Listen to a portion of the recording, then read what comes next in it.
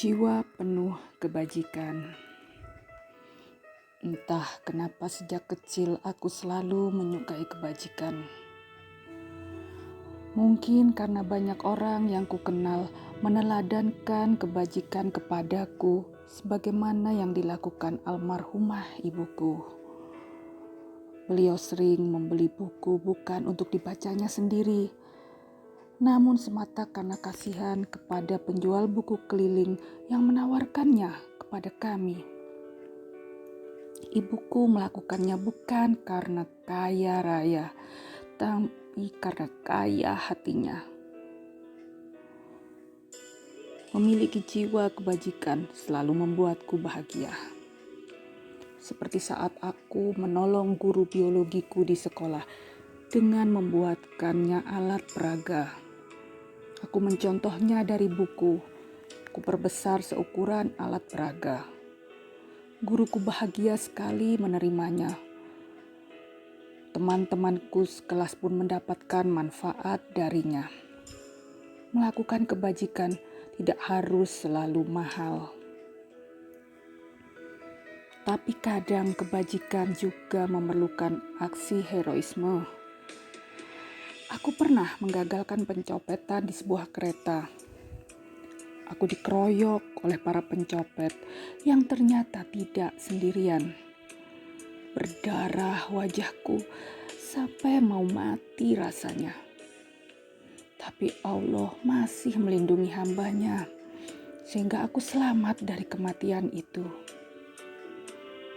Bukannya aku sok jagoan, tapi aku terdorong begitu saja untuk menolong orang yang kecopetan di depanku.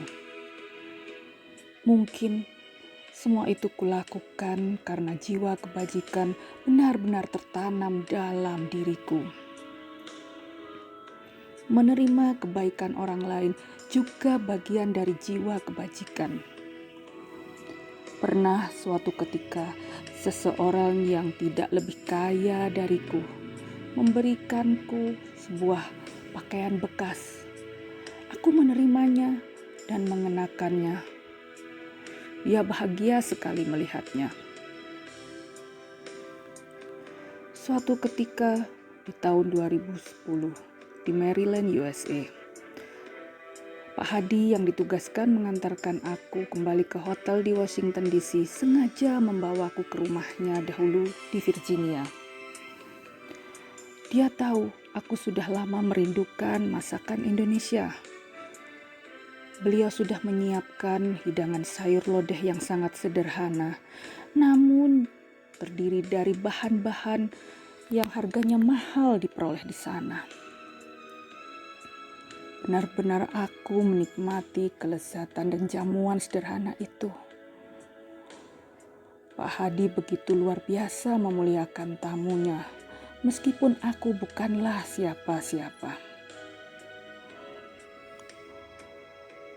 Itulah pula yang terjadi saat ini di Rumah Sakit Paru Cisarua.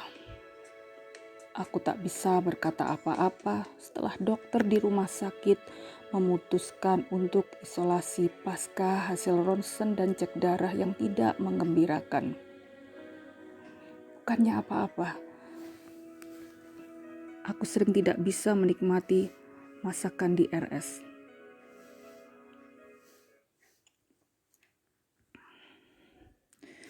Tapi yang kutemui di sini sungguh-sungguh mengagetkan.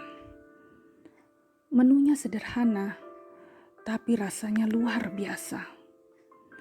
Apalagi dilengkapi dengan susu kedelai jahe hangat yang pas di lidahku.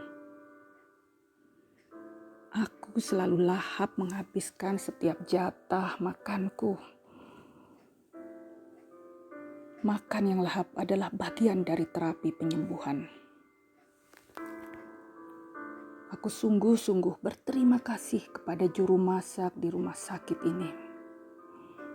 Aku yakin jiwanya penuh dengan kebajikan. Pastilah ia ikhlas memasaknya, meneliti dengan sungguh-sungguh bahan-bahan masakan yang dia gunakan, dan mungkin saja dia berharap agar orang-orang yang sakit bisa segera sembuh dengan masakannya.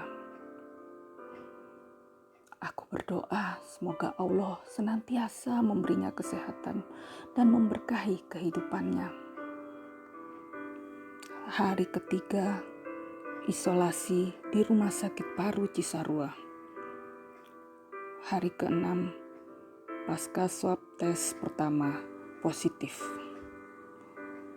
4 Agustus 2020. Dedi Soeharto.